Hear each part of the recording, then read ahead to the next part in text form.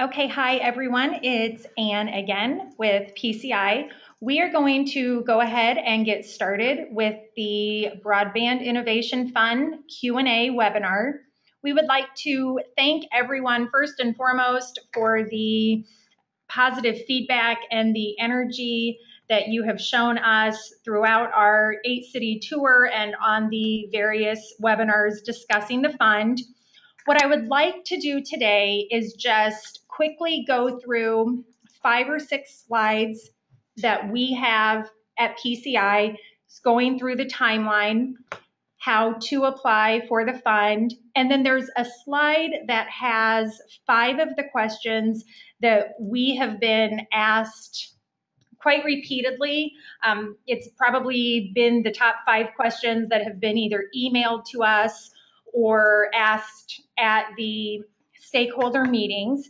And then I am going to open it up to all of you on the phone and on the computer that may have a question. We can unmute if you would like to ask the question.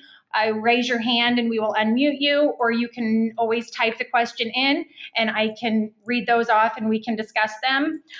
My portion should hopefully only take 10 minutes. And we have as much time as each of you need to answer any questions you have here in the final few days of the application. Okay, we will go ahead and get started.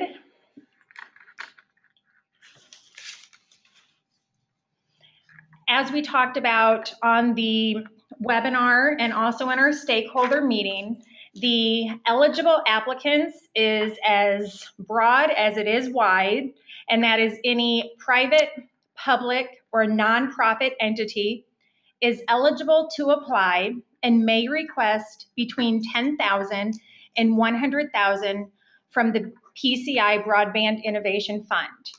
And the only purpose and goal is that there is a broadband platform to stimulate any of the buckets that PCI works with, that stimulate job creation, education, healthcare, agriculture, public safety, energy conservation, or e-government. A few side notes to go along with the 10 to 100,000. We have absolutely no idea how to anticipate how many applications we are going to receive. We do have several applications that have been submitted already, and we can't really help you decide what is an appropriate amount. We've heard some questions. Should we do one for 10,000, one for 30,000, etc.? You are open and welcome to submit as many applications as you would like. There is no need to have a proposal that uses broadband to stimulate 3 or 4 buckets. If there is one strong one, we encourage you to focus on that one strong one, whether it is education, healthcare, or agriculture. One of the other decisions that we have made in terms of the fund is during the evaluation and scoring process. If there are several applications that are scoring high and meeting all the criteria, PCI might reach out to that individual or organization and see if there is a lesser amount than what was originally requested, and if the program can be done at a lower amount. PCI really hopes to fund and help as many projects as we can for all areas and segments in Illinois. So we look forward again to working with you through this, and that's where we're at right now on the eligible applicants and the funding to be requested. These are actually on our website under the FAQs. We have a list of probably 25 to 30 questions on our website, and we continue to add to those each day. But the 5 that I'm going to specifically walk through are those that are asked of us quite often. So I thought we could delve into these a little bit further. The first one is, may the organization we're partnering with be outside the state boundaries of Illinois? The quick answer to that is all funds must be spent in the state of Illinois. We've had a couple of questions as we were in the southern part of the state and also more in the Quad Cities, that some of the community partners that the applicants were going with were exactly that, in the Quad Cities or the St. Louis metro area. And we did have to state that the partners have to be Illinois. So if it is a Chicago area, it can't really dip up into the Wisconsin or Michigan borders. Same with Missouri and Iowa. All of the funds must be spent in Illinois. The second question is, although our project is sustainable, it may not have the outcomes such as residents reached, computer trainings offered, or those specific statistics. May we still apply? The answer to that is yes. Applicants need to provide measurable outcomes for proposed projects. We look for the other metrics of sustainability, just as important as the examples that we had provided, which is residents reached or computer trainings offered. The other measures could be whatever your program or project has that can show long-term sustainability. It might be taking an existing program and being able to run that for another 8 months or a year. It might be the ability to add another staff member or another site or another location. So as long as there is a measurable outcome that can be evaluated, that has the long-term staying power and something that can be modeled in other communities and neighbors, that is absolutely a qualification, and it may not fall within the quotes that we have on the screen. The third question, is there an implementation deadline? And this is a very fast-paced program. The projects and the funds that PCI provides to the awardees need to be allocated within 8 months. A lot of the programs, a lot of the projects are ongoing. It might be a continuation. And again, it is just showing that the project and the funds that were awarded to you by PCI have been allocated. And this is more of a calendar year versus a school calendar year, versus the year-long calendar. So it is a September through May 29th or May 30th of 2013 program. And we are looking for applicants who are seeking to do this work very quickly and have the ability to hit the ground running. The final question is this program aimed at finding ways to increase broadband use or promoting broadband network and the speed improvements? On this one, I will read, of course, what it says. The Broadband Innovation Fund is about the use of high-speed networks, not the network itself. We are aiming for the application and use of a planned or built infrastructure. I am going to turn this question over to Clayton. As we have been in the stakeholder and community meetings, there's been some questions as to the infrastructure and maybe how the governor's Gigabit Challenge application looked versus the Broadband Innovation Fund. And Brad and Barb and Ernie and Clayton have fielded a lot of these questions, so I will let him go a little bit deeper on that. Okay, are you guys able to hear me okay? Am I good, Ann? Yeah, we can hear you. All right. Okay, good deal. Yeah, that's been the main question that's came up at a lot of these E-Team meetings, is we've heard from a lot of providers who are looking to upgrade their infrastructure. And while we don't want to completely rule out that that's not what this is about, it's really not what this is about. It comes up just a little short. The purpose of this RFP is to utilize the infrastructure that's in place. We know that there's a lot of robust broadband across the state, so the purpose of this RFP is to put programs in place to maximize the impact of that existing or planned infrastructure. I know that that's a word that's somewhere in the RFP is we're looking to utilize existing or planned infrastructure. So if you want to include infrastructure components in the grant, keep in mind that you need to have a really strong use of that network at the end of it in order to compete with some of the grants.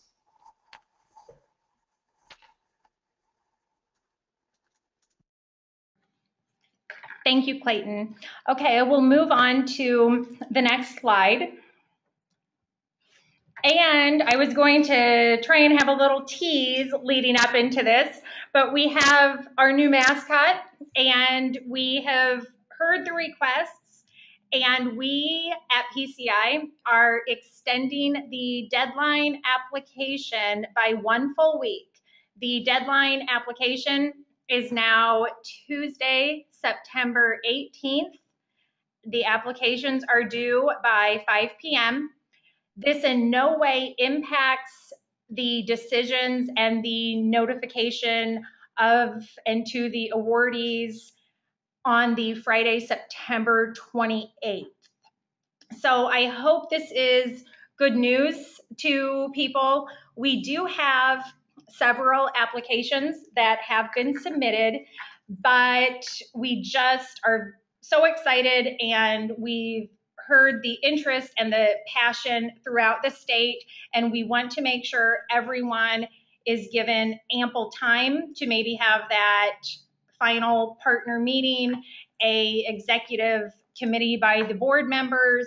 So the deadline for the RFP has been extended, and it is now Tuesday, September 18th, so 1 full week.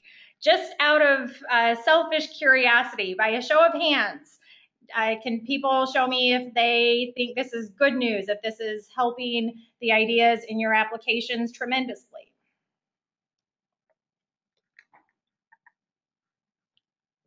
Great, we are seeing quite a few show of hands. So we're very happy to be able to offer this. It is not going to, again, impact the evaluation or the announcements and the awardees being notified by PCI, again, on that Friday, September 28th. PCI is still available to answer any questions via telephone calls or the innovation at Broadband Illinois email. And here is this slide that is showing how the complete proposals can be submitted. They can be submitted through the website or emailed to innovation@broadbandillinois.org. Questions can also be sent to that same address, innovation@broadbandillinois. And all available information is located and is updated at broadbandillinois/innovation. We have some videos by various people on the team and some of the stakeholder meetings, and all of the frequently asked questions are updated. The application, the RFP, there is a fillable PDF that is now on there. So we're really trying to make this as easy and streamline the process for you. So hold on to these links and addresses. And now we are opening it up to any of the questions that you have in the audience. And again, you can type in the computer, and that's what we have several right now. If you would prefer to verbally ask the question, we can unmute you. The first question is, may we have the application in a Word format?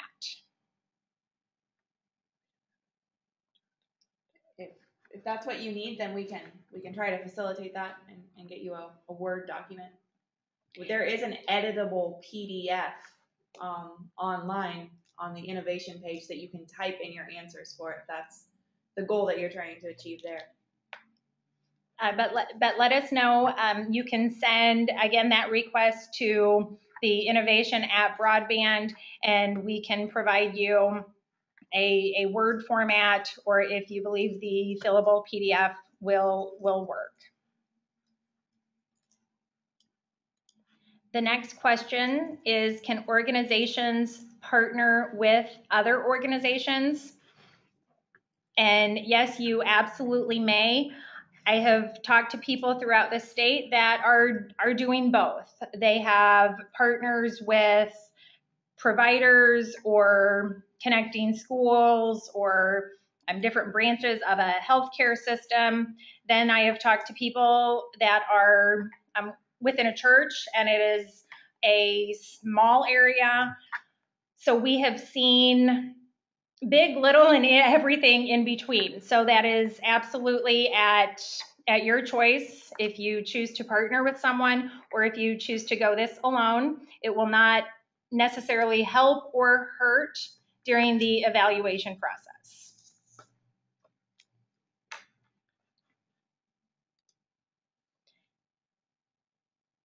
The next question is, do we have to have an in-kind match to apply for this grant? And I don't have this information immediately available on this slide presentation. I can see if Aaron can bring up the evaluation and the selection process. As he is finding that, I will read through with the evaluation and the selection how it talks about all companies, organizations, researchers, entrepreneurs, and innovators are welcome to apply for this grant. There is consideration that will be given to applicants who have applied for other statewide grants, whether that is the Illinois Gigabit Communities Challenge or DCO's Eliminate the Digital Divide. And then walking through the evaluation and the selection process, with the first bullet point being maximum financial leverage through private, state, or local resources. PCI is not asking for a specific match. So it doesn't have to be 20% or half or 100%. We do recognize that different companies or organizations have different amounts of funds available to them and their partners. So we just ask for financial leverage that could be with previous funding, it could be with partner funding, and it could absolutely be with in-kind. And on the application page, under the estimated project budget, you would include the in-kind with the cash on hand for the project, and you can also put it within your application. So there are a few ways and areas that you will put the information, but in-kind does count as the leverage of funds. So thank you for the question. The next question is to explain question number 9 and what is meant by model. And that is on the application. I'm not sure if anyone has that in front of them, but there are the 11 questions. And question number 9, how can others generalize from the model in your proposal? And essentially what this means is PCI really wants the programs that are funded to have long-term sustainability, and a program or a project that could be duplicated, replicated, modeled after other communities throughout Illinois. So let's use for an example, if there is a project that is funded in Carlinville, Illinois, how can their program and what they are doing be used by maybe the community of Charleston or Gurnee or Barrington or Effingham. So what your program is doing that can be impacted, and also a similar program ran through different areas of the state. It is an amazing opportunity, especially for the projects that are funded, but we hope that at the end of this 8 months, the program can continue to go, and then it just doesn't hit a halt, and because the fund is gone from PCI, the program is also stopped. So I hope that answers your question. Next question. If we plan to submit a video with our application, can we simply provide a link, view the video, or do you prefer the video to be sent on DVD format? A link is absolutely fine. A couple of the applications that have come in, we have had applications that have links, a letter or two of recommendation. Again, that is not required as part of the application, but we welcome any additional information or support that you would like to share with us. The next question. Is there a budget template we should use or line item caps such only 10% for indirect? No, there is no specific template that you should follow or line item caps. So if you have any challenges or issues as you're going through the estimated project budget, just put in whatever amount that you want to. We have, and we've kind of joked about it internally, we do have the max and minimum wording requirements. If you do go over, if question number 1, describe your vision, if it goes over 500 words, that's not a problem. We're not going to set the application aside and be like, oh, they made their application too long or not long enough. So whatever your comfort is in displaying and sharing what your project budget and timeline is in terms of your funds being sought, your total project estimate, etc., is absolutely at the organization's choice.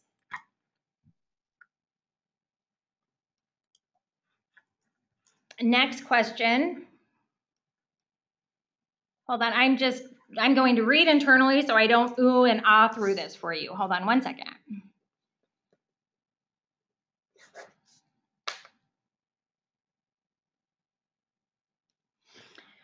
The question is, I used a pretend example from Carlinville as what could be a potential project winner, and will the write-up or their application be available somewhere online where people can view and then potentially try and replicate their efforts?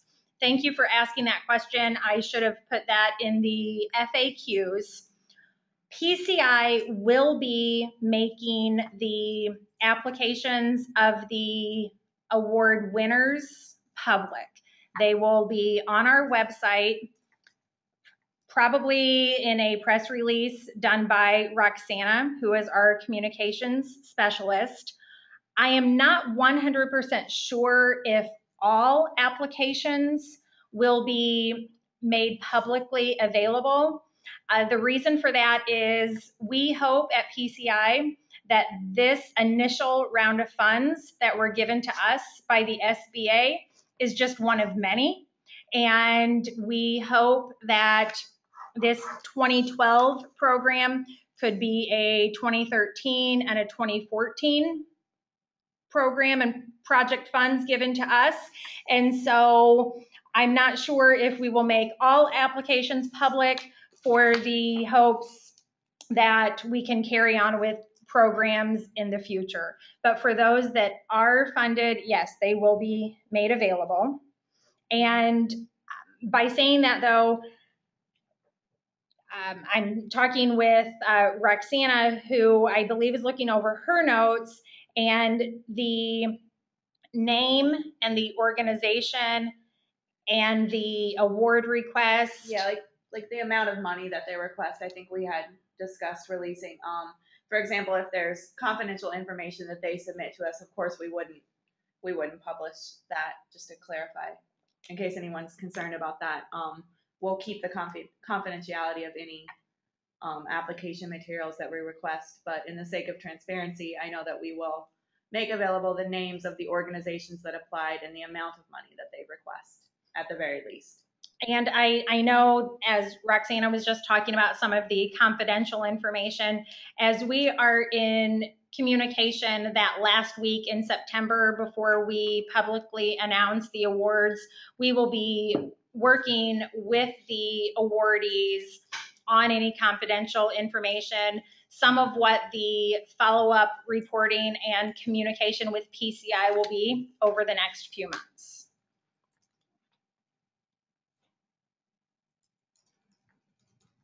I'm going to move on to the next question. Did you say indirect costs are allowed? And if so, at what rate?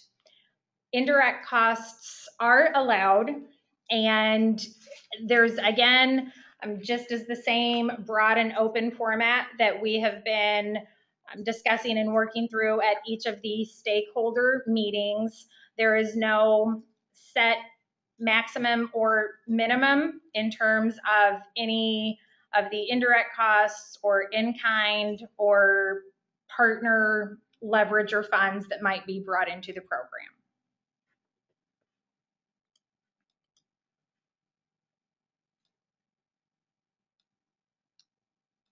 The next question is the use of Broadband Proprietary? Will all application content be treated as public information or open source? To be 100% honest, I don't know if I can fully answer that with 100% knowledge and confidence. And Roxana is nodding and agreeing with me. That will probably be something that we take back to our executive director as well as our board of directors and have a little more clarification. I know maybe I've said a couple different things in terms of how can an application be modeled if we're not going to have everything 100% put out there, and the funds, et cetera. And since we do want this to be a model for others, obviously the information and the project and components of it will be shared so they can be modeled, duplicated, and replicated. Again, it goes back to some of the confidential information that the applicants may not want to be out there, and we will respect the choices and what is best for the application and in their specific communities. And I think that is an area that we will have more definition and more clarity over the next couple of weeks as we are communicating with however many applications and projects that we fund. And we will continue to have that information on our website. And at the end of this, I'm sure we will be having another webinar kind of announcing this and just share as much as we can. So thank you. And the next question is any portion of the Broadband Innovation Fund funded from federal monies? We have had this question, and I usually have Drew Clark talk about this. He's unfortunately not with us today on this webinar. And the best way that I can explain this is we cannot say with 100% certainty because This is government-funded money given to PCI, but the money you receive is from PCI. It's not from a federal SBA. That part is to us. So PCI has more of the federal policy and guidelines to follow as we receive the grant, and that should not carry over onto you because PCI as a nonprofit is not held, and then we do not push those same requirements and guidelines onto you. Next question. What should we expect with regard to reporting on this grant? We at PCI have just began the initial communicating with DCEO and the SBA on this, and essentially the funds are going to be allocated to the awardees at 2 different times. The first round will come very quickly at or around that September 28th. The second round of funds will be given before the end of the year, so before December 31st. As I've been talking to groups, I use $50,000 as the easy example. When the award is announced, the first $25,000 will come to the group or organization very quickly within the announcement being made. And then the reporting and the communicating is, I believe, just going to be a Word document that is showing that the program is starting or is in place, and everything that was outlined in the application is being put forth into real life and real activity. And then the second round of funds, or that second $25,000 as an example, will be provided by December 31st. And then I do believe there will be ongoing communication in January through May of 2013 in just keeping us up to date and apprised as to how the program is going. And again, depending on the confidentiality of the specific program, so that information can be shared and really marketed and communicated throughout all of Illinois. This is a fun one. Next question. Approximately how many people are on this webinar? I believe on this one we have 33 on the webinar today. At the 3 other webinars, we have had probably, what is it? 35 plus today, I'm sorry. At the other webinars, we have had that same amount, 35. We had as high as 50 on one. At the live stakeholders meetings, Moline probably had the highest number of people in attendance, and I believe that was 55 people. And we've had on average 20, 25, 30 at each of the statewide meetings.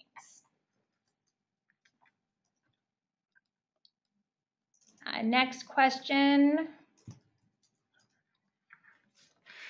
is, how will the award winners be notified? And we will be in communication with the possible awardees after the scoring and evaluation that week of the 28th, and they will be notified by phone, but we will be in communication that week if there are any questions that we have or they have of us in that final week. Next question, how can we get on the email list to be aware of future announcements.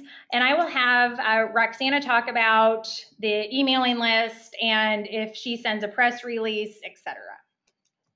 We just have a pretty large stakeholder list that we send mass emails to. If you would like to be on that list, just send me an email at roxana@broadbandillinois.org or go on to broadbandillinois.org, scroll down, and on your right-hand side, you'll see a place to enter your email address to subscribe to our newsletter, and that also puts you on our general mailing list. So feel free to shoot us an email if you would like to make sure that you receive future correspondence. And you can also send to the innovation at Broadband Illinois, and we will make sure that the people that are on the receiving end of that email can send all information over to Roxana. Another question is, can the project be an existing one or a new idea? It can be either or. I have fielded some questions I may have touched upon earlier, that there is a program that is in place, and I would list the success that you have had with this program, but how the Innovation Fund can extend that program, can have the sustainability, hire new staff, create more computers, etc. I've also talked to a lot of people that have a new idea in place, and the end goal is the innovation aspect. How is this unique? How is this different? How does the application have the broadband component that can influence any of the 8 buckets that we have talked about? And how can this program and application have long-term staying power for you and other communities throughout Illinois?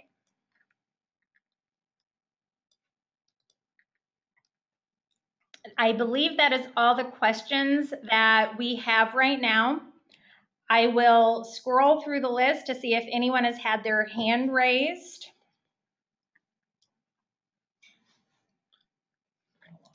And something new. I believe we are going to have a little quiz. And this is with the 35 people that are on here.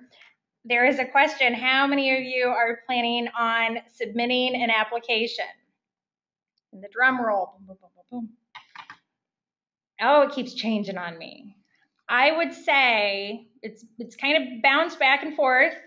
I love the fact that there are no no's. The yeses are at 88%, and I don't want to scare anyone away. I'm sure we have some people on here that are part of a partner or a group or a same organization that might be putting in for one application.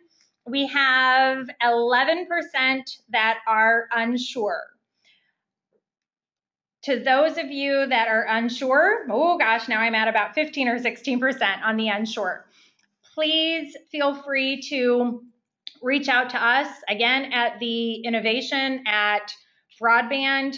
We have been very diligent at trying to get back in touch with you. I'm answering questions. If they are some that might come from a specific E-team region, I am sending those to work with your E-team coordinators. I cannot emphasize enough what an asset the E-team coordinators can be, and it doesn't have to be, if you're not familiar or you do not know your E-team coordinators, they are still there to help exactly with that. For any applications that cannot be funded, the E-team would still like to work with everyone and see if, as a community whole, there can't be some items, some action items, a strategy put in place that could address certain areas or needs that might be in your application. I'm doing a lot of the talking on the E-teams, but let me turn that back over to Clayton for a little bit, and he can share with you what he's been doing on his end in helping people, creating some ideas, etc. So Clayton, I have unmuted you. Yeah, thanks, Ann. It was really exciting last week as we went through Moline, Godfrey, Macomb, and Peoria, 4 cities in 4 days. And at those meetings, a lot of people really weren't willing during the meeting to ask questions or talk about building partnerships. But after the meeting, they reached out to either me or some of our other E-Team volunteer groups and asked for assistance. You know, they have varying questions. You know, there's some questions that can be asked that give away real specific details of your project that you don't want to give away on a webinar like this. So, you know, it's a fine line to walk to make sure I don't give away any of those specific application ideas. But I've read a couple applications myself, took a look at them, sent back some feedback. You know, so if you have an application finalized, look at or reach out to your E-Team coordinator, whether it's myself, Barbara Webster, Ernie Sanders up in Chicago, or Stephen Mitchell in Southern Illinois, and let us help. Let us take a look at it and see if there's any suggestions or ideas or anything we may have to help strengthen what you've already put together, whether that be partnerships that we can help work with you to collaborate, or best practices that we know all these ideas in our head and we can't give away the specifics, but there's certain things that we can kind of apply towards applications to give them that one up, give them that one little piece that may help boost it over the top. So don't be afraid to reach out to us if you have any questions.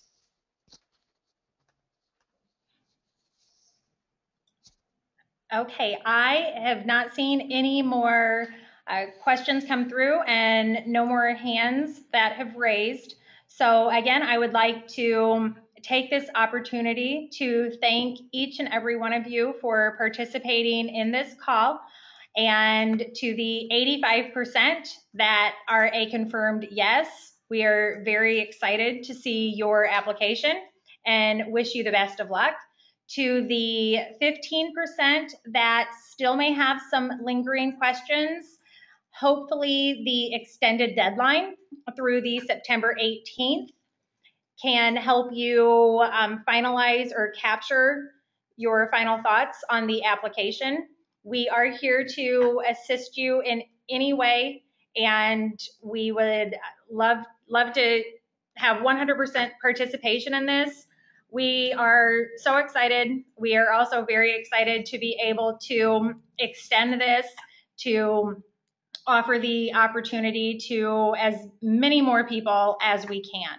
So thank you again. Everyone have a great day and best of luck again.